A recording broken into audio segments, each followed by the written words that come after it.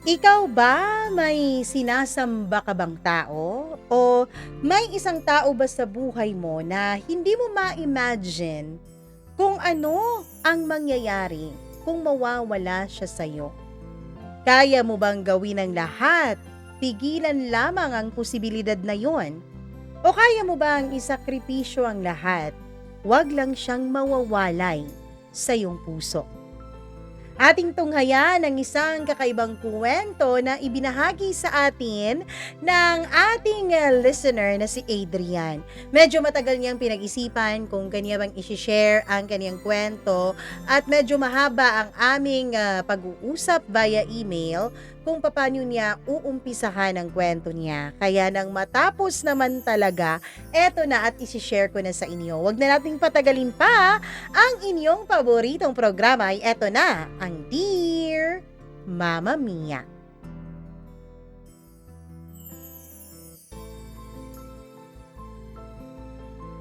May mga araw na ordinaryo lang. Pero sa isang iglap, biglang nagbabago ang lahat. Hindi mo aakalain na sa simpleng paghinga, may makikilala kang tao na magpapabago sa tibok ng puso mo at ng buong buhay mo. Dear Mama Mia, ako po si Adrian, isang simpleng lalaki na sanay sa paulit-ulit na routine sa araw-araw. Gigising, papasok sa trabaho, uuwi at matutulog. Ganun lang, araw-araw, paulit-ulit. Walang excitement, walang pagbabago. Pero lahat ng yun ay nagbago noong araw na makilala ko siya.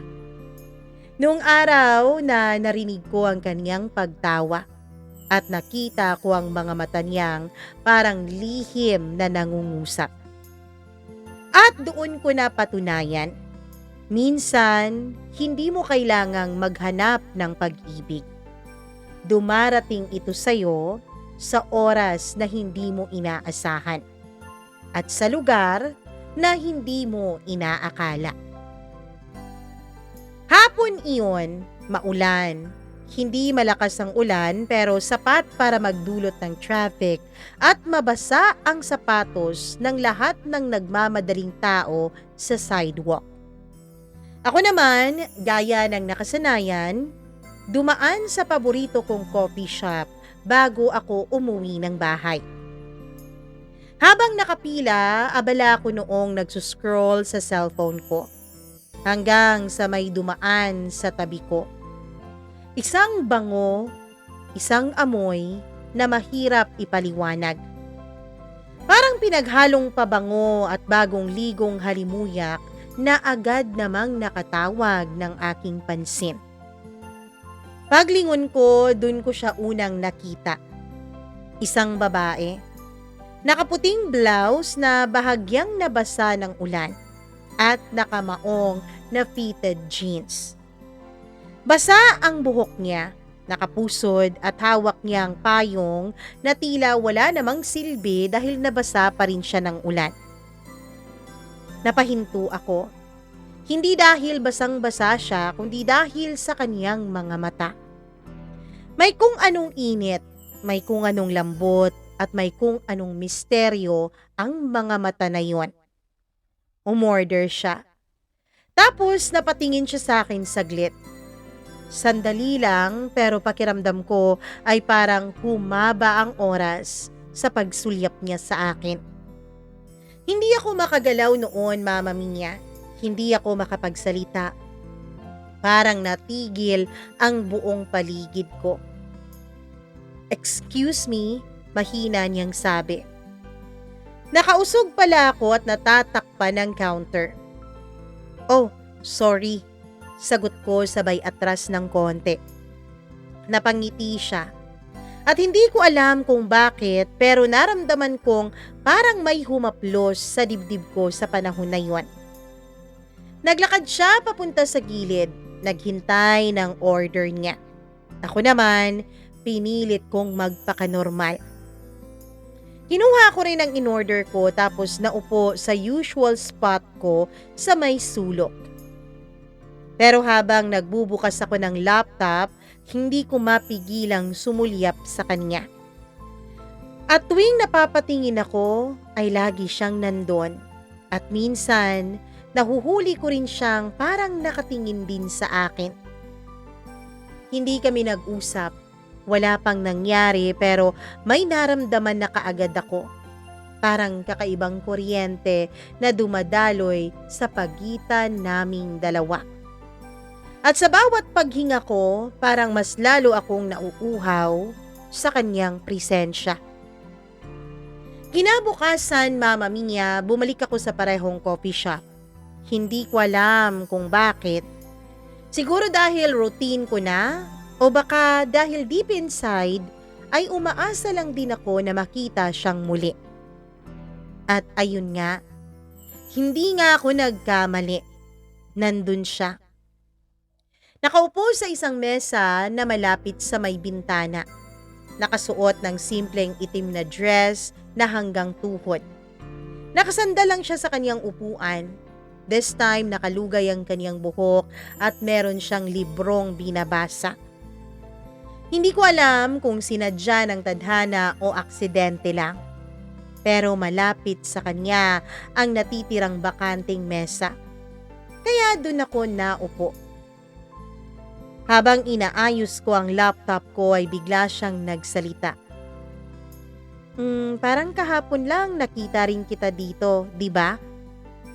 Napatingin ako at tiningnan ko kung ako ba talaga ang tinitignan at kinakausap niya. At oo, Mama Mia, nakangiti siyang nakatingin sa akin. Oo. Ikaw parang suki ka rin dito, no? Dagdag ko. Humiti siya. Medyo, masarap kasi kape nila dito eh. Ikaw, anong binabalik-balikan mo dito? Same. Yung lasa ng kape, at saka maganda rin ang ambience. Sagot ko. Doon siya natawa ng mahina at hindi ko mapigilan ang sarili kong mapatitig sa kanya. Hindi lang dahil sa maganda siya, kundi dahil sa paraan ng pagtawa niya na para bang may hatid na kiliti sa aking dibdib at parang musika rin sa aking tenga. By the way, I'm Adrian. I'm Angela, tugon niya. At doon nagsimula ang una naming usapan. Nag-usap kami tungkol sa libro niyang hawak, isang nobela tungkol sa pag-ibig na walang hanggan.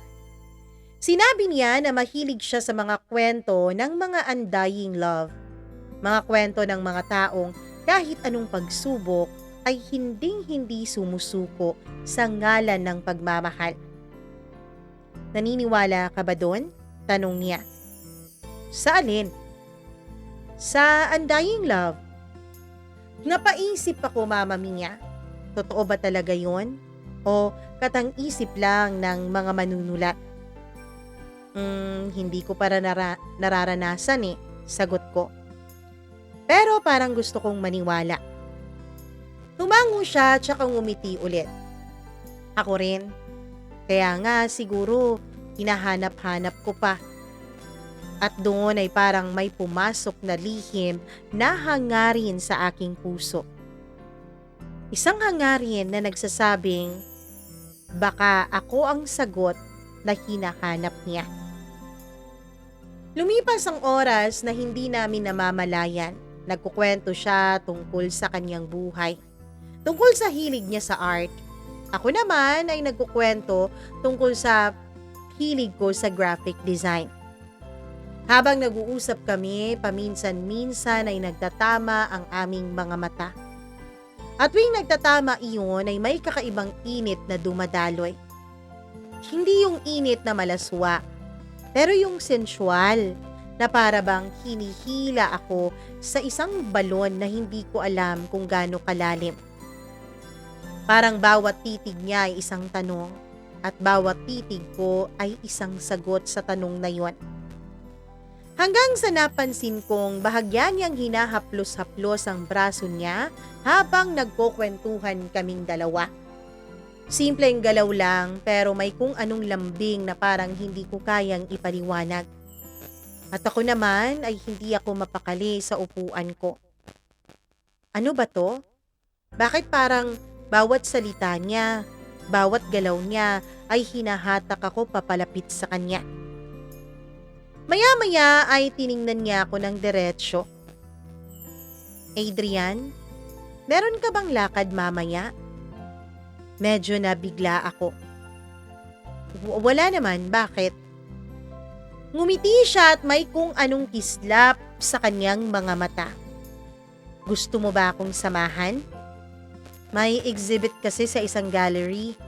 Sayang kung ako lang mag-isang pupunta. Hindi na ako nag-isip pa noon, Mama Mia. Sige, yun agad ang sagot ko. At sa loob ko, alam kong hindi lang basta-bastang exhibit ang sisimulan namin sa gabing yun. May kung anong mas malalim pa na nakalaan para sa aming dalawa. Kasama ko siyang naglakad papunta sa art gallery nung gabing yun. Habang naglalakad kami sa tabi ng mga ilaw ng kalsada, pakiramdam ko ay para kaming nasa isang pelikula. Minsan sumasayad ang braso niya sa braso ko. At bawat simpleng dampi ay parang kuryenteng dumadaloy sa katawan ko. Tahimik siyang ngumiti. Hindi ko aakalain na sasama ka talaga sa akin. Bakit naman hindi? Sagot ko. Maganda nga to. At least, may bago akong makikita at bagong makakasama. Bahagya siyang nag-iwas ng tingin. Parang kinikilig na hindi ko mawari. Pagdating namin, sinalubong kami ng malamlam na ilaw at mahihinang tugtog ng jazz sa background. Nakapalibot ang painting at sculpture na gawa ng iba't ibang artist. Tahimik ang lugar pero puno ng damdamin. Habang naglalakad kami, siya mismo ang nagkukwento tungkol sa mga obrang nandoon. Halata sa boses niya ang passion niya sa art, Mama Mia. At ako naman, imbis na sa art tumitingin, ay mas napapatitig ako sa kanya. Sa bawat pagturo niya ng painting, sumasayad ang buhok niya sa balikat ko. Sa bawat paglapit niya para magpaliwanag, naaamoy ko ang mabango niyang pabango. Hindi matapang, pero nakakainit ng pakiramdam. Alam mo, sabi niya habang nakatingin sa isang painting ng dalawang taong magkahawak kamay. Sabi ng artist nito, kahit maglaho ang lahat, basta't hawak mo ang kamay ng taong mahal mo, hindi mo mararamdaman ang pag-iisa. Nilingon ko siya, nilingon din niya ako, diretso ang titig niya sa akin. Pero sa loob ko, Mama Mia, bakit pakiramdam kong para ako ang kausap ng obra at hindi siya? Habang naglalakad kami ay biglang nawala ng tao sa isang sulok ng galleryng iyon. Doon kami napatigil, parehong nakatitig sa isang malaking painting ng dalawang silhouette na magkahalikan sa ilalim ng ulan. Tahimik.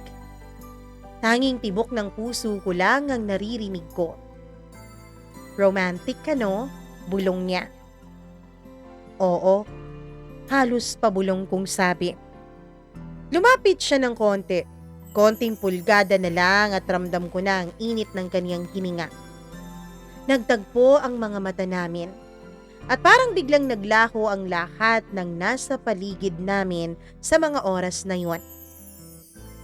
Adrian, pabulong niyang tawag. At para bang kusang gumalaw ang katawan ko. Hindi ko man siya hinawakan pero ang pagitan namin ay halos wala na. May tensyon na mahirap ipaliwanag. Isang uri ng pagnanasa pero mas malalim. Mas makahulugan, Mama Mia. Para bang sinisigaw ng bawat sandali na ito ang magiging simula ng lahat. Na ito ang magiging umpisa ng mas higit pang malalim naming ugnayan. At bago pa man tuluyang may mangyari ay biglang dumaan ang isang grupo ng mga kabataan. Mabilis kaming naghiwalay ng konti. Parehong napangiti sa sobrang pagkapahiya. Halos, sabi ko, sabay tawa ng mahina. Halos ano? Sagot niya pero may kislap pa rin sa kaniyang mga mata. At dun ko nalaman, hindi pa ito ang huli na pagsasalo namin sa kakaibang tensyon na yon. At hindi pa matatapos ang lahat ng halos sa aming dalawa. Pagkatapos ng gallery ay naglakad kami palabas na para bang may iniwan kaming lihim sa loob noon. Hindi na kami nag-usap tungkol sa nangyari kanina, pero ramdam ko, pareho naming hindi malilimutan ang halos na sandaling iyon. Gutom ka na ba? Tanong niya habang tinatali ang kaniyang buhok. Oo sagot ko. Pero mas gusto ko ng tahimik na lugar. Ayoko muna ng maraming tao. Nag-isip siya sandali. May alam akong cafe malapit lang. Madalas akong pumunta doon kapag gusto kong magpahinga at mapag-isa. Ang cafe na tinutukoy niya ay maliit. Halos parang tagong sulok ng syudad iyon. May mga dilaw na ilaw, lumang sofa at musika mula sa turntable. Amoy na amoy ang kape, tsokolate at kahoy na basa. Umupo kami sa isang sulok, magkatapat pero parang ang lapit-lapit pa rin namin sa isa't isa. Umorder siya ng caramel latte at ako naman ay cappuccino. Alam mo, sabi niya habang nakasandal sa sofa, kanina, muntik na kitang hindi niya itinuloy. Alam ko, mabilis kong sagot. Pareho kaming natawa pero ramdam naming may halong kaba ang tawang iyon. Paglipas ng ilang minuto ay naging tahimik kami. Tanging musika lang ang bumabalot sa amin. Hindi ko alam kung bakit pero kusang gumalaw ang kamay ko. Dahan-dahan kong inilapit sa kamay niya na nasa ibabaw ng mesa. At gaya ng eksena sa painting kanina, ay hinayaan niyang magtagpo ang kamay naming dalawa. Mainit, malambot, at kakaibang pakiramdam ng pagkakaugnay. Hindi kami nagkibit-balikat, hindi rin kami nagsalita. Pinaglaruan niya ang mga daliri ko na para bang kinikilatis o baka mas tamang sabihin na tinatandaan. Adrian, mahina niyang bulong. Alam mo, parang matagal na kitang kilala. At doon ko naramdaman ang totoo. Hindi lang ito simpleng atraksyon. May mas malalim at mas matindi pa kaming koneksyon sa isa't isa. Dumating bigla ang waiter para ihatid ang order namin. Naputol ang sandaling yun. Pero pagkatapos niyang umalis, ay nagtagpo ulit ang mga mata naming dalawa ni Angela. Hindi ako nagdalawang isip, Mama Mia. Dahan-dahan akong yumuko. Siya naman ay hindi umiwas. At nang pagkakayuko ko ay inilapit ko pa ang upuan ko sa kanya.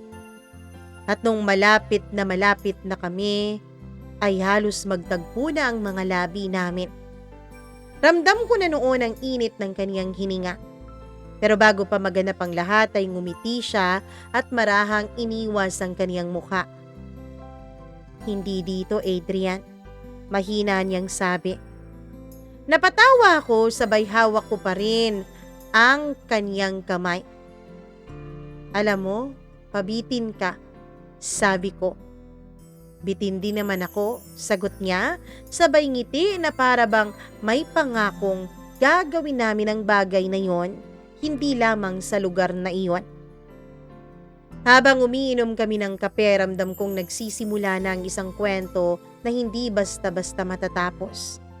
At sa bawat ngiti niya, sa bawat hawak ng kaniyang kamay at sa bawat bitin na sandali, ay tila ba lalo akong nahuhulog, Mama Mia. Alam kong darating din ang gabi na hindi na kami magpapabitin sa isa't isa. At alam ko, kapag dumating na ang gabing yun, dun na magsisimula ang totoo naming istorya. Pagkatapos ng cafe ay inalok niya akong ihatid siya hanggang sa may sakayan. Ngunit sa halip na magpaalam agad, ay naglakad muna kami sa kahabaan ng kalsadang puno ng mga ilaw. Tahimik ang paligid, at para bang kami lang ang tao sa mundong iyon. Alam mo ba, sabi niya, matagal na akong hindi nakakapaglakad ng ganito. Lagi akong nagmamadali Laging parang may hinahabol. Pero ngayong kasama kita, ang gusto ko lang gawin ay huminto at magpabagal. Napatingin ako sa kanya. Ang buhok niyang tumatama sa hangin, ang mga mata niyang kumikislap sa ilaw ng poste. Para bang lahat ng oras ay lumalaban para siya lang ang makita ko. Habang naglalakad kami ay bigla na naman siyang huminto. Adrian, pwede bang hawakan mo ulit ang kamay ko? Natawa ako pero agad ko namang inabot ang palad niya. At sa sandaling yun, hindi lang basta kamay ang hawak ko. Pakiramdam ko parang buong pagkatao niya ay pinagkakatiwala na niya sa akin, Mama Mia. Ramdam kong unti-unti nang nagbabago ang pagitan naming dalawa. Hindi na ito simpleng pagkakakilala o pagiging magkaibigan lamang. Hindi na rin ito basta-bastang kilig lamang. Isa na itong paglapit na walang pag-iwas. Paglapit na hindi matitinag. Lumipas ang ilang hakbang. May nadaanan kaming maliit na parke. May iilang bangko at puno, ngunit halos walang tao doon. Umupo kami sa gilid, sa ilalim ng ilaw na dilaw ang kulay. Tahimik, tanging kuliglig at humahangin na mga dako ng maririnig. Dahan-dahan kong inilapit ang braso ko sa balikat niya. Pinakikiramdaman ko kung anong gagawin niya pero hindi siya umiwas, Mama Mia. Sa halip naramdaman kong mas lalo siyang lumapit. Hanggang sa tuluyan ko na siyang niyakap. Mainit, banayad pero punong-puno ng pangako ang mga yakap na yon. Ramdam kong safe ako dito, bulong niya. Totoo yun, lagi kitang iingatan. Hindi ko alam kung saan nanggaling ang pangakong sagot na yon, Mama Mia.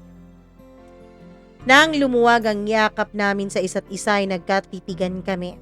Wala nang katawa-tawa, wala nang biro. Tanging seryosong mga titigan at damdamin na lamang.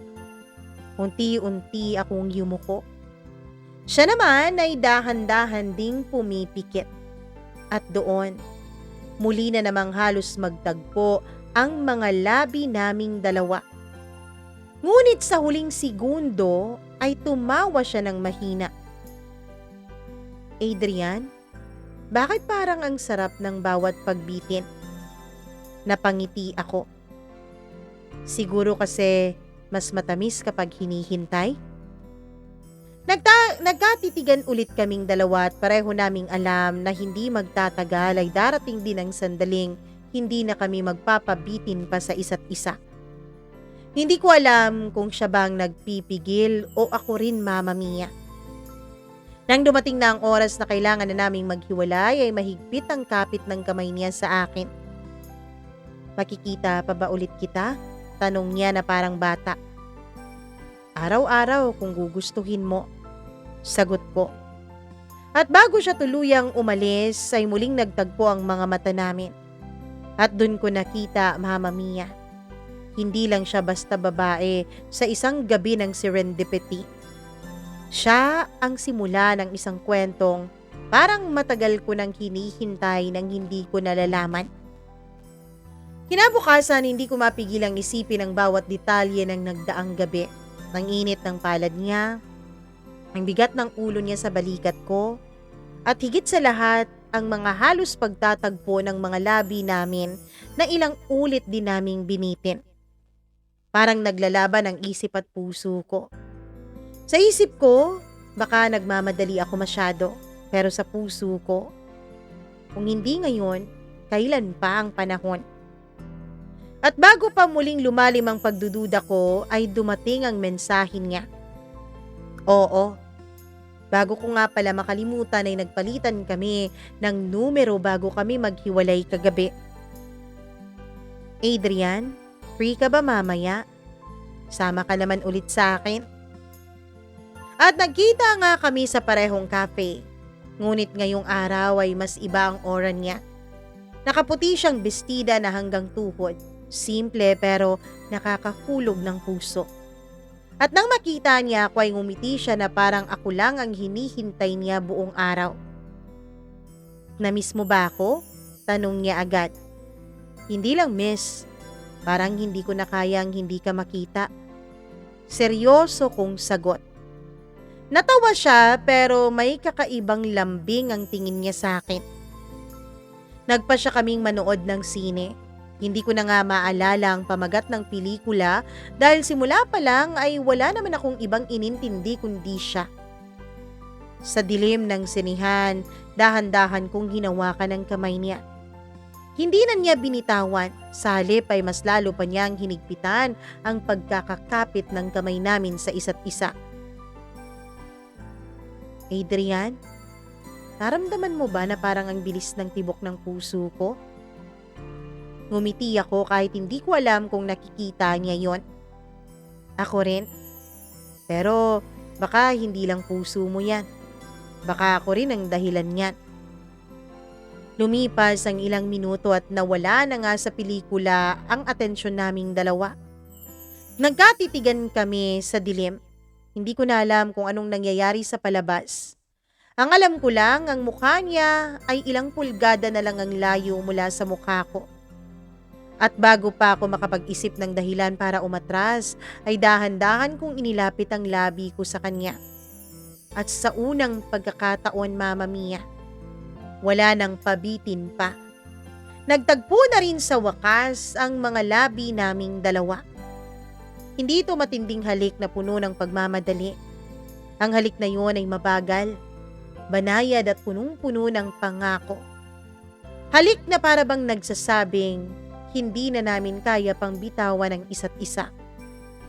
Ramdam na ramdam ko ang init ng kaniyang paghinga. Ang banayad na panginginig ng kaniyang labi at ang lambot na para bang matagal ko nang hinahanap-hanap. Pagbitaw namin sa halikan na yon ay pareho kaming humihingal, pero pareho rin kaming nakangiti. Alam mo ba, ngayon lang ako kinilig ng ganito, na para bang wala nang ibang mundo kundi ikaw lang, bulong niya. Hinawakan ko ang pisngi niya. Kung pwede lang, dito na lang tayo manatili hanggang magunaw ang mundo. Sa sandaling to, sa halik na to. Ngunit alam naming hindi doon matatapos. Dahil sa unang halik na yon ay mas lalo pa naming hinangad ang bawat oras na magkasama kaming dalawa. Mas lalo pa naming hinangad na maramdaman ang bawat pagtibok ng mga puso namin ng sabay. Simula nang halikan ko siya sa loob ng sinihan ay nag-iba ang lahat, Mama Mia. Para bang nagising ang isang bagay na matagal nang natutulog sa pagitan namin. Hindi na kami katulad ng dati. Mas naging malapit kami sa isa't isa. Mas naging tapat sa aming mga nararamdaman. Pero kasabay ng kakaibang kilig ay may kasama ring init. Hindi ko maipaliwanag ang init na yon. Pero bawat hawak ng kamay niya, bawat sulyap ng mga mata niya, para bang may apoy na unti-unting umaalab sa katawan ko. Habang nasa jeep kami, magkadikit ang mga hita namin. Hindi ko na alam kung sinasadya o hindi, pero ramdam na ramdam ko ang kuryenteng dumadaloy mula sa kanya papunta sa akin. Tahimik siya pero ramdam kong tulad ko ay kabado rin siya.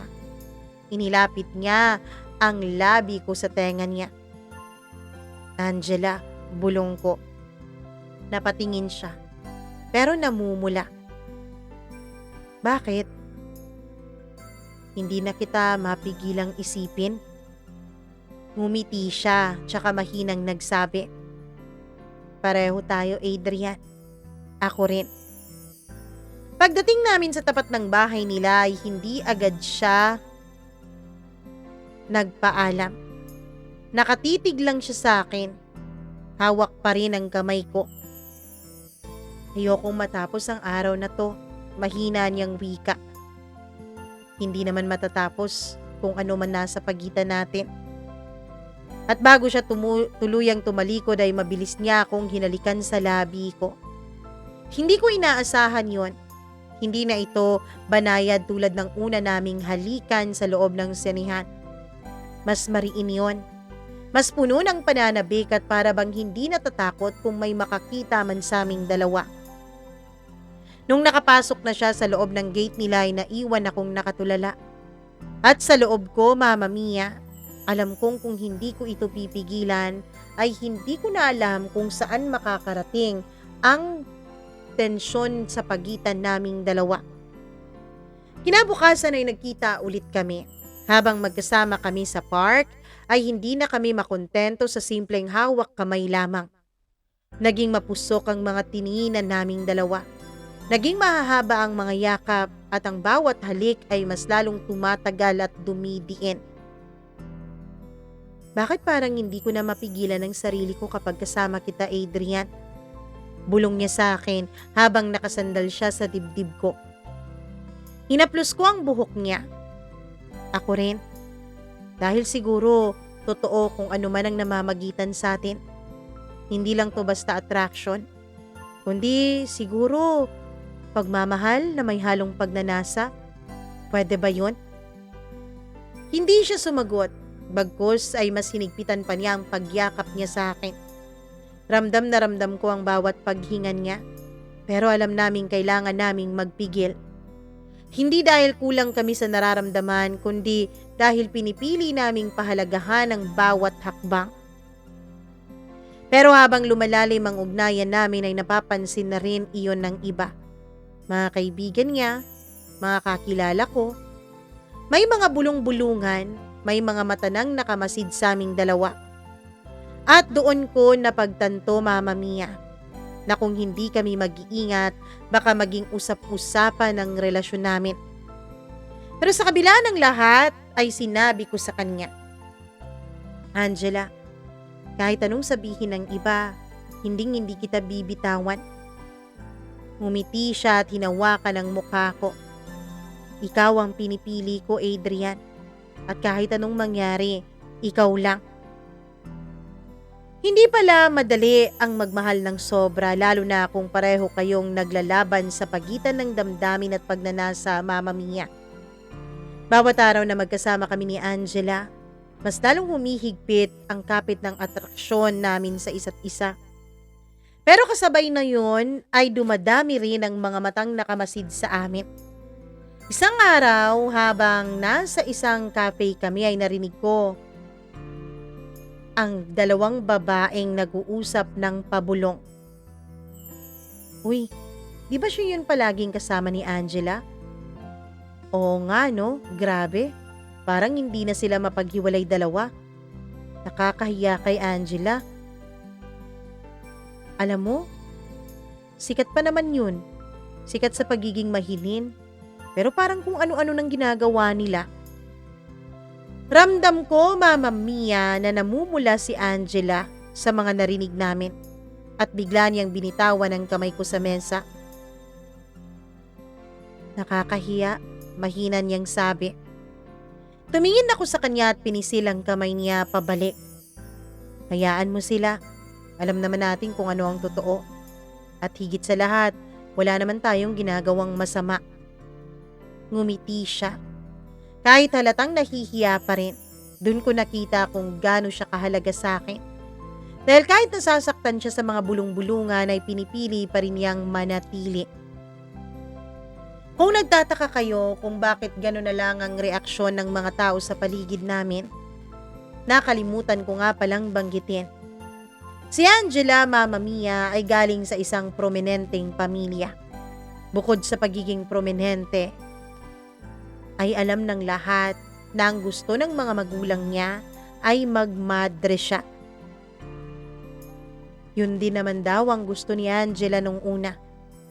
Kaya lang, Mama Mia, nung nagbakasyon siya mula sa kumbento, dun niya ako nakilala. at dun niya hindi mapigilan ng sarili niya. Kahit na marami ang bulong-bulungan, kahit na marami ang nanglilibak sa amin, ay wala kaming pakialam dalawa. Kinagabihan ay sinama ko siya pauwi. Sinamahan ko siya. Pagdating namin sa tapat ng bahay nila, imbis na pumasok agad, ay niyaya niya akong maupo muna sa isang maliit na kubong nasa gilid ng kanilang bakuran. Tahimik kami. Tanging kuliglig lang ang maririnig. Adrian, natatakot ako. Baka hindi ko mapigilan ang sarili ko. Baka may mangyaring hindi dapat. Hinawakan ko ang pisngi niya at tumingin sa mga mata niya. Angela, alam mo namang hindi kita huhusgan kung sakali. Pero gusto ko pag dumating ang oras na yon, pareho nating desisyon. Pareho nating ginusto at hindi lang dahil natangay lang tayo. Napapikit siya at napangiti, tapos biglang sumandal sa balikat ko. Ang hirap mo namang mahalin, bulong niya.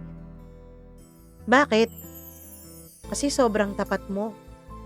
At dahil doon, lalo kitang ginugusto. At lalo ko tuloy ginugustong ibigay ang lahat sa'yo. Bago pa man siya pumasok sa bahay nila ay hinalikan niya ako. Hindi yun basta halik lang, kundi punong-puno iyon ng pagmamahal, init at pagnanasa. Ramdam ko ang bilis ng tibok ng puso niya habang nakapulupot ang braso niya sa lieg ko. Gusto ko na rin bumigay, Mama Mia. Pero pinipigilan ko ang sarili ko. Dahan-dahan kong inatras ang labi ko. Angela, halos pabulong kong sabi, mahal kita at gusto ko kapag dumating ang araw na yon, yung walang pagsisisi. Ayoko na marumihan ang imahe mo sa ibang tao. Nakatitig lang siya sa akin. Nangingilid ang luha sa kaniyang mga mata tsaka marahang tumango. Salamat, Adrian. Kasi kahit nag-aalab na tayo, marunong ka pa rin magpigil. Dahil doon, mas lalo kitang minamahal. Mama Mia, sa totoo lang, gustong-gusto ko na pong may mangyari sa aming dalawa ni Angela. Kaya lang, ang gusto ko ay yung may basbas. Yung tatanggapin kami ng mga tao. Kung ako lang, wala namang problema eh. Kaya lang, ayoko na pag-usapan siya at pagchismisan siya ng mga tao. Kaya pinipigilan ko talaga ang sarili ko. Ayoko po na merong may mangyari na pareho naming pagsisisihan.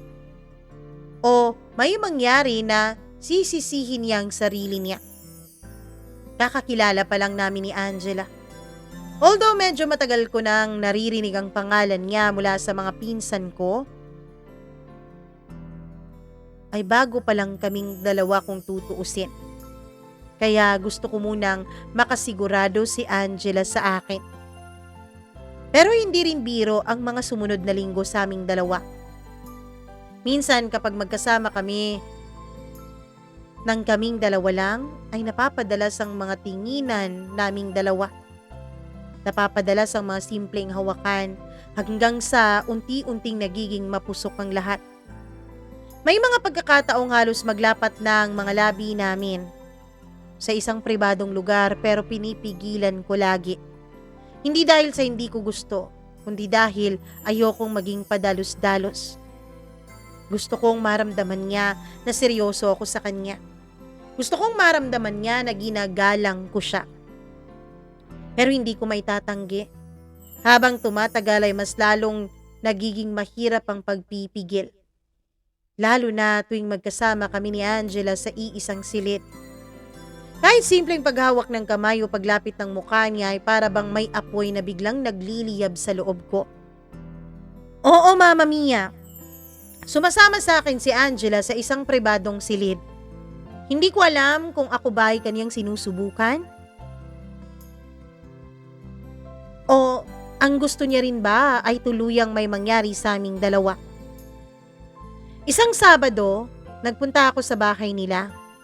Wala ang mga magulang niya dahil ang sabi niya ay may reunion raw sa probinsya. Kaming dalawa lang sa sala.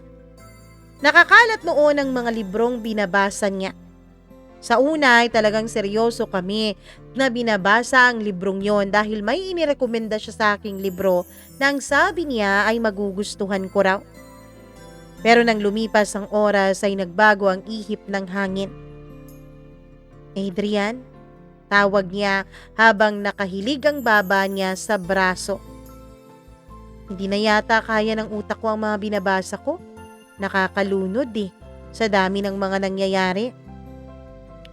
Sige nga, break na muna tayo, sabi ko. Umupo siya ng tuwid tapos biglang tumawa. Alam mo Adrian, minsan naiinggit ako sa'yo. Kasi ikaw, nagagawa mo ang mga gusto mo nang walang pumipigil sa'yo. Pero ako, pakiramdam ko parang lagi na lang akong sablay. Ngayon nga, kung nandito pa mga magulang ko, hindi ka pa makakapunta dito. Buti nga, kakampi ko si Yaya. Hindi siya magsasabi. Hinawakan ko ang kamay niya. Alam mo, iba-iba naman talaga tayo ng buhay. Iba-iba rin tayo ng mga pagsubok. Huwag ka mag-alala. Alam ko malalagpasan din natin ang lahat ng ito. Mama Mia, hindi ko inasahan ang sumunod na nangyari. Bigla na lang siyang yumuko at hinalikan ako. Ang halik na yon ay hindi nagmamadali kundi mabagal at punong-puno ng init. Ramdam ko ang malambot niyang labi na para bang ayaw nang bumitaw. Napayakap ako sa kanya at ilang sandali lang ay pareho nang nag-uumapaw ang damdamin naming dalawa. Nararamdaman ko na ulit ang init ng hininga niya. Ang mabilis na tibok ng puso niya habang lalong humihigpit ang yakap niya sa akin.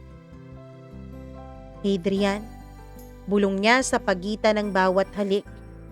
Huwag mo na akong pakawalan. Halos mawalan ako ng kontrol noon, Mama Mia. Gusto kong ibigay at iparamdam sa kanya ang lahat pero kasabay noon ay pumapasok sa isipan ko ang mga salitang sinabi ko dati. Na kapag dumating na ang oras na yon, dapat walang pagsisisi. Dahan-dahan kong inilayo ang mukha ko kahit ramdam kong nanginginig na siya at tanda na siyang ibigay ang lahat sa akin. Angela, mahal kita. Pero ayoko na ganito, na basta-basta na lang na ibibigay mo ang sarili mo sa akin. Gusto ko kapag tinawid natin ang bagay na to, yung handa ka at hindi yung nadadala lang tayo sa init. Nakatingin siya sa akin. Halatang nagpipigil ng luha pero ngumiti siya at hinawakan ang pisngi ko. Ang hirap mo talagang mahalin, Adrian. Bago kita makilala, akala ko tanggap ko na ang gustong mangyari sa akin ng mga magulang ko. Akala ko handa na akong tanggapin na magmamadre ako. At gaya ng gusto nila ay ibibigay ko ang sarili ko sa pagsisilbi sa simbahan. Kasi alam mo Adrian, yun ang pinangako ng nanay ko nung pinagbubuntis niya ako Bago kasi mangmatay ang tita ko, ang gusto kasi nito ay magmadre. Kaya lang, hindi natuloy kasi nagka-cancer. Kaya ayun, parang ako ang ginawang pamalit. Mula bata ako, yun na ang laging itinatatak ng mga magulang ko sa utak ko, na magmamadre ako.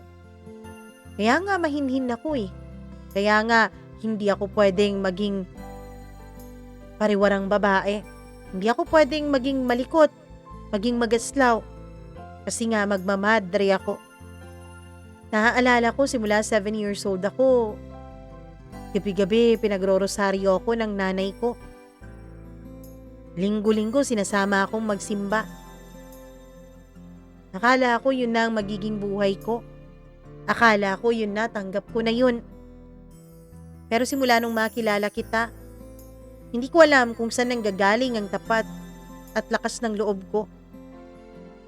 Para magpahiwatig sa'yo ng mga ganitong init. Pero nakakabilib ka. Bakit? Tanong ko. Kasi kahit nandito na ako sa harap mo, handang magpatalo at handang sumuko, ay marunong ka pa rin pumili ng tama. Bago matapos ang araw na yon ay muli niya akong hinalikan. Pero ang halik na yon ay hindi na apoy, kundi puno ng paglalambing at pagsuko. Kung gano'n, Adrian, kung yun ang gusto mo, handa akong maghintay kahit gaano katagal. Basta ikaw ang kapiling ko. Dahil sa'yo, Adrian, sigurado na ako. Hindi na ako babalik sa kumbento. At dun ko napagtanto, Mama Mia, hindi lang talaga basta-basta apoy ang umiikot at bumabalot sa aming dalawa, kundi isang damdamin na mas malalim pa. Isang pagmamahalan na hindi na kayang sirain ng tukso. Niisip ko noon, tama bang magiging karibal ko ang Diyos? Tama ba ang pagmamahalan na to? At bibigyan niya ba ng laya ang nararamdaman naming dalawa ni Angela sa isa't isa? Lumipas ang mga linggo mula sa gabing iyon sa bahay ni na Angela. Hindi ko nakakalimutan kung paano niya ako hinalikan. Kung paano niya ipinakita sa aking handa siyang sumuko sa damdamin niya para sa akin. Pero higit pa doon, tumatak sa isip ko ang mga salitang binitawan niya. Na handa siyang maghintay at handa niya akong hintayin. Kapag magkasama kaming dalawa ay laging may tensyon. Kahit simpleng hawakan lang ng kamay habang naglalakad pa uwi. Ramdam kong may kuryenteng dumadaloy. Minsan kapag nagbibiro siya at bigla niyang dinidikit ang ulo niya sa balikat ko, ay napapapikit ako. Ilang beses akong bumubuntong hininga para pigilan lang ang sarili ko. Adrian, sabi niya minsan habang nakaupo kami sa isang parke. Hindi ka ba nahihirapan? Kasi ako, hirap na araw-araw. Tumingin ako sa kanya at nakikita ko ang katotohanan sa mga mata niya. Nahihirapan siya pero hindi siya sumusuko. Lagi kasi siyang pinipilit ng mga magulang niya na bumalik na ng kumbento. Sabi pa niya, Mama Mia, nagtataka na raw ang nanay niya. Sabi rin niya, tinatanong na raw siya ng mga ito tungkol sa mga bulong-bulungan ng mga pinsan niya at ng mga kakilala ng mga magulang niya. Anong sinabi mo? Tanong ko. Di ko alam. Di ko alam, Adrian. Sigurado kasi sila. Siguradong sigurado sila sa gusto nilang mangyari sa buhay ko. Kaya ba, gustong-gusto mo nang may mangyari sa ating dalawa, Angela? Mama Mia, hindi siya makatingin sa akin ng diretsyo. Angela, sa totoo lang nahihirapan ako. Pero mas mahirap kung gagawin natin ang isang bagay na baka pagsisihan natin sa huli. Mas gusto kong maghintay kaysa makita kang nasasaktan. Mas gusto kong makasigurado tayong dalawa. Tahimik lang siya saglit tapos ngumiti. Kaya siguro lalo kitang minamahal. Kasi pinipili mo pa rin protektahan ako kahit sa sarili ko. Isang gabi, Mama Mia, dumating bigla si Angela sa bahay namin. Umiiyak. Adrian, nag-away kami ni Mama. Sabi niya sisirain mo lang daw ang buhay ko.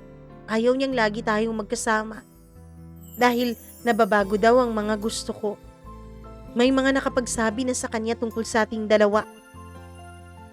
Hinawakan ko siya sa balikat at pinapasok ko siya sa loob. Naupo kami sa sofa at kusa siyang yumakap sa akin. Mahigpit na mahigpit. Parang takot na takot siyang mawala ako. Hindi nila alam kung gaano kita kamahal, Angela. At hindi rin nila alam kung gaano kita kamahal, Adrian. Napayakap din ako sa kanya at muling sumiklab ang apoy na kanina ko pa pinipigil. Walang tao sa bahay namin dahil parehong nasa trabaho noon ang mga magulang ko. Ramdam ko ang init ng katawan niya, ang lambot ng braso niya na nakapulupot sa akin. Dahan-dahan siyang tumingin sa akin, namumungay. Adrian, kahit isang beses lang, iparamdam mo naman sa akin na akin ka. Doon, Mama Mia, ay parang bumagsak lahat ng depensa ko. Hinalikan ko siya, mabagal, mahaba at puno ng damdamin. Pero bago pa ito lumalim ng husto ay umatras ako at pinisilang pisngi niya. Angela, Hindi natin kailangang patunayan ang pagmamahalan natin sa ganung paraan. Napatunayan na natin sa bawat pagpili natin na maghintay. Pero Adrian, Angela, hindi lang ito ang paraan. Hindi ito ang paraan para mapatunayan natin sa kanila ang ating pagmamahalan. Kinabukasan ay nagkita ulit kami. Sa isang quadrangle, Mama Mia. Nagkita kami bago pa ako pumasok sa trabaho. Ano man ang mangyari, panghahawakan ko ang pagmamahala natin. Kahit tutulan pa nila, kahit subukin pa tayo ng panahon. At hundahan na akong ipaglaban ka, Adrian. Mama Mia, lagi ko pong tinatanong noon, tuwing gabi, sa bawat dasal ko, kung tama ba talaga ang nararamdaman naming dalawa ni Angela sa isa't isa? Tama ba talaga itong tinatahak namin? Tama bang wag niyang itutuloy ang pagmamadre niya? At tama bang ipaglaban namin ang isa't isa? Minsan nararamdaman ko paano kung ginagamit akong instrumento ng demonyo para tanggalin si Angela sa nakatadhana sa kanya. Isang gabi, nasa bahay lang ako. Matutulog na sana ako. Katatapos ko lang magdasal at nagtanong sa Panginoon kung ano ba talaga ang gusto niyang mangyari sa buhay ko at sa buhay ni Angela. Biglang may kumatok. Pinagbuksan iyon ng mga magulang ko. Nang makita nilang si Angela yun, ay nagtaka sila. Bakit nandito ang anak ni Mayor? Tanong ng mama ko. Magandang gabi po. Andyan po ba si Adrian?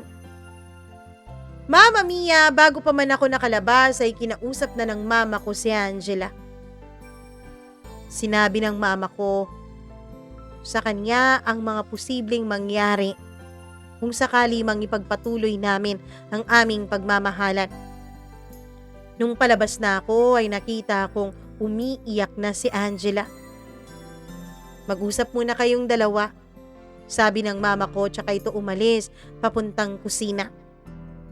Angela, anong ginagawa mo dito? Gabing-gabi na. Wala, Adrian. Nandito lang ako kasi namimiss kita, sabi niya.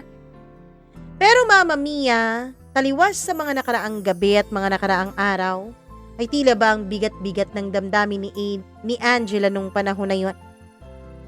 Niyakap niya ako ng mahigpit. Adrian, lagi mong tatandaan na mahal kita, ha? Bakit ganun, Angela? Bakit parang nagpapaalam ka na? Hindi naman. Namimiss lang talaga kita. At lagi mong tatandaan na ikaw ang pinakamagandang nangyari sa buhay ko.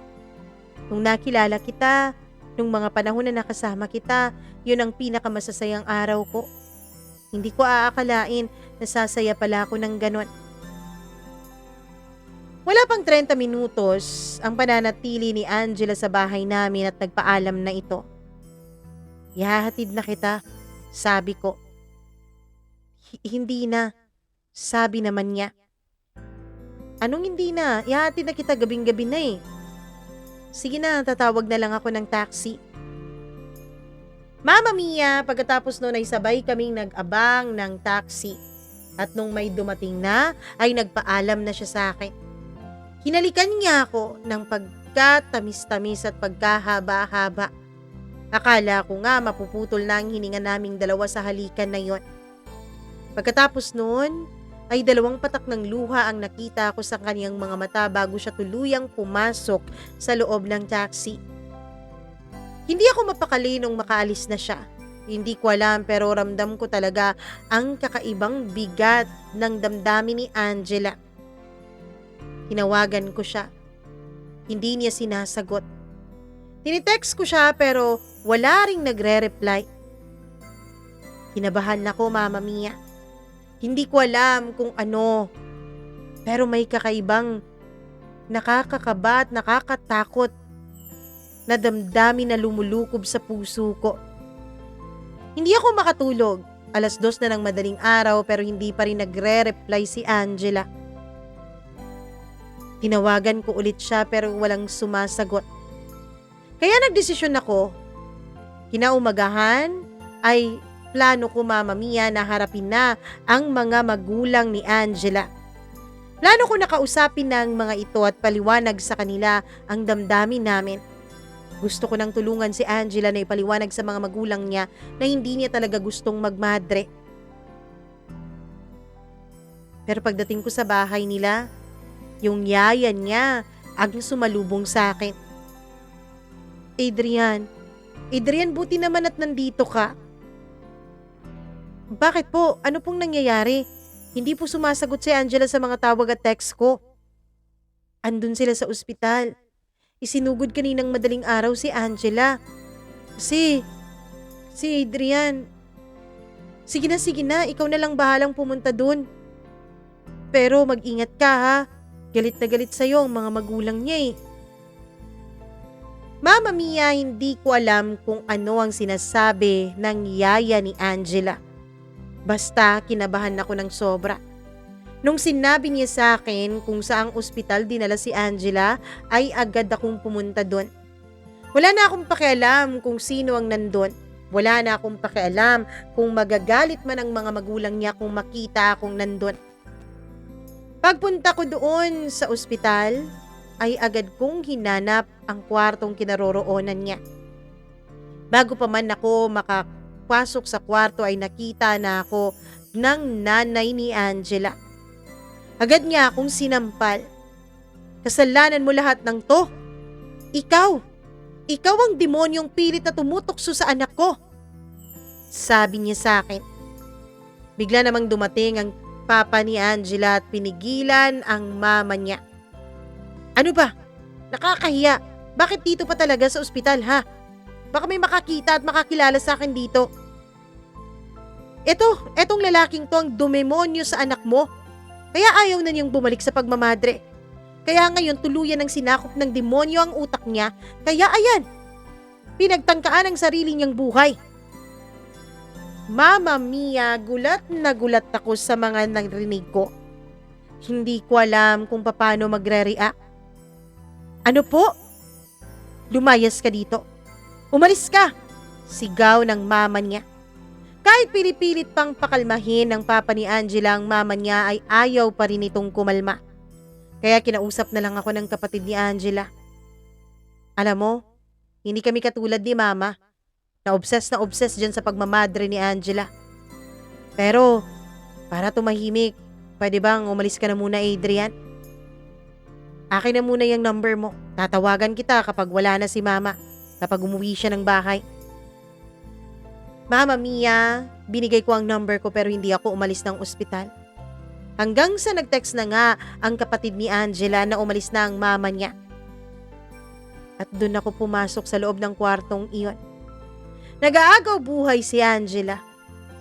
Dahil nga Mama Mia pinagtangkaan niya ang sarili niyang buhay. Nandun ang papa at ang kapatid ni Angela. Umalis sila para mag-usap muna kami ni Angela. Kahit na hindi niya ako naririnig, kahit na hindi niya ako masasagot. Nung umalis sila, hindi ko na napigilan ang sarili ko. Iyak na ako ng iyak. Kung alam ko lang na ito ang magiging dahilan at kahahantungan ng lahat, sana pumayag na lang ako na may mangyari sa aming dalawa. Sana pumayag na lang ako na tuluyan naming tawirin ang tawag ng tukso at laman sa pagitan namin. Mama Mia, simula sa araw na yon ay halos araw-araw ko nang binibisita si Angela kapag wala ang mama niya. Hindi pa rin talaga ako tanggap ng mama niya. Ang papa naman niya hindi ako kinakausap pero hindi naman din ako pinapalayas. Tumagal ng halos 2 linggo na nasa coma stage si Angela. Pero pagkatapos ng 2 linggo, Mama Mia, ay tuluyan pa ring nagupo ng kamatayan si Angela. Oo, tuluyang binawi sa aming lahat si Angela. Grabe ang iyak ko noon. Kahit ipagtabuyan ako ng nanay niya ay wala siyang nagawa dahil hindi talaga ako umaalis. Tinatanong ko noon ang sarili ko, eto ba ay parusa dahil nga sabi ng nanay niya dinemonyo ko si Angela? Eto ba ay parusa sa akin? Dahil tinukso ko si Angela? Dahil ako ang dahilan kung bakit lumabas siya ng tuluyan sa kumbento? Mama Mia, sa totoo lang, 4 na taon nang nakalipas mula nung nagpaalam si Angela. Umamin din sa akin ang nanay ko. Nagkausap pala sila ni Angela at sinabi pala niya na magiging magulo ang buhay ko at ang buhay ng pamilya namin kung sakali mang ipaglalaban talaga namin ni Angela ang aming pagmamahalan. Mama Mia, hanggang ngayon hindi ko pa rin alam ang sagot. Hindi ko pa rin alam kung totoo o tunay ang sinasabi ng nanay ni Angela. Na ako ang dahilan kung bakit na-demonyo ang anak nila. Kung bakit tumigil ito sa pagmamadre at kung bakit ito naisipan nakitli ng sariling buhay. Hanggang ngayon hindi ko pa rin magawang pumasok sa simbahan.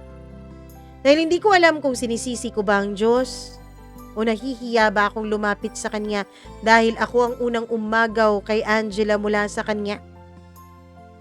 Sa totoo lang, Mama Mia, ang tagal ko nang gustong i-share itong sarili kong kwento.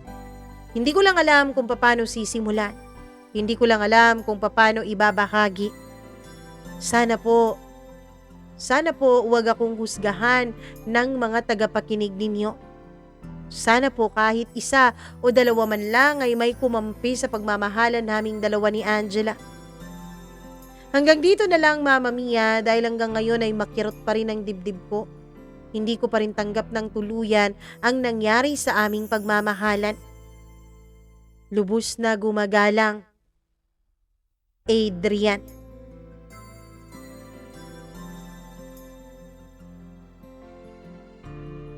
Hindi ko rin alam kung ano yung sasagot ko sa'yo, Adrian. Pero one thing is for sure, hindi ka kontrabida sa buhay ni Angela. Dahil sabi nga niya, 'di ba? Ikaw ang pinakamagandang nangyari sa buhay niya. Sabi nga niya, yung pagmamahalan ninyong dalawa, ang pinakamasayang araw at mga sandali sa pananatili niya sa mundo. Akala ko pa naman nung nagkausap kami ni Adrian, akala ko ay magiging happy ending, yung pinaglaban talaga, yung against all odds. Pero hindi pala. Hindi pala yun ang ending ng kwentong ito. Kakaiba pala ang kwentong ito, isang kwento ng pagmamahalan, isang kwento ng pag-ibig pero hindi nagkaroon ng tunay na katuparan at kalayaan. Ang hiling lang namin, Adrian, lalo na ako, ang hiling ko ay magkaroon ka talaga ng kalayaan, mapalaya mo ang puso mo sa sakit. Dahil alam niyo po, nung kausap ko po si Adrian via email, ramdam ko sa bawat salita niya na nasasaktan pa rin siya. Ramdam ko sa bawat mga sinasabi niya na hindi pa rin siya okay, na parang gusto pa rin niyang ibalik ang nakaraan. Hindi niya alam kung sa pagbabalik sa nakaraan ay pagbibigyan ba niya ang kanilang pagmamahalan, ang kanilang init ng katawan, o mas gugustuhin na lang daw niya na hindi niya nakilala at hindi niya nakausap si Angela. Anyways, maraming salamat, Adrian, sa pagbabahagi mo ng kakaibang kwento ng iyong buhay dito sa ating programa. Kung may naririnig kayo ngayon, pasensya na po dahil ulan po yan. Maulan po sa amin, August 25 po ito, na nire-record ko itong kwentong ito.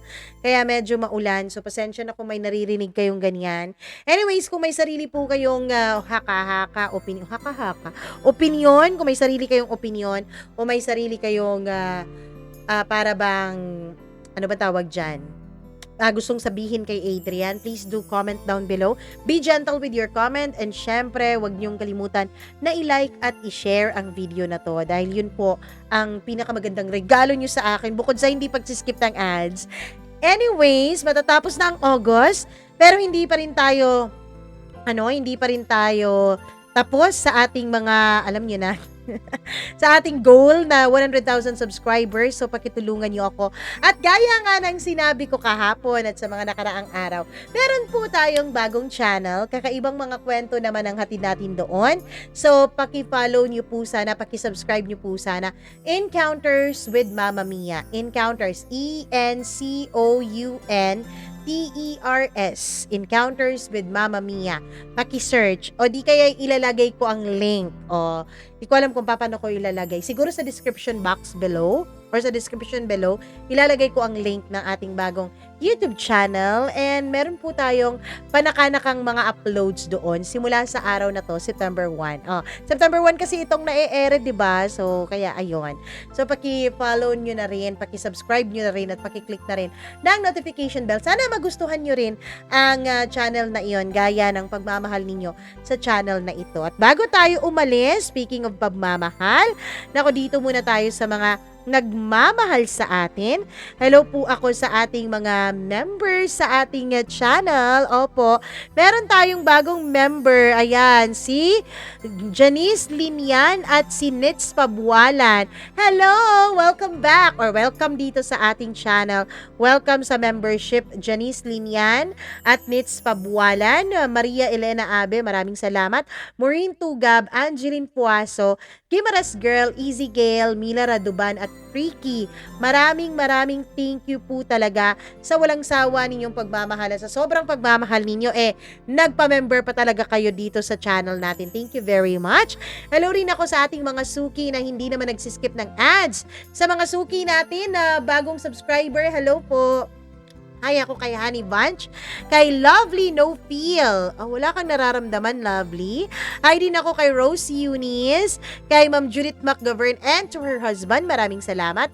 Puriza Tagiwalo, thank you very much. Judy Lipio, kay Evelyn Gausin, maraming salamat. Annabelle Manib, hello sa'yo from Kuwait. Hi din kay Isamel or Isamel, maraming salamat.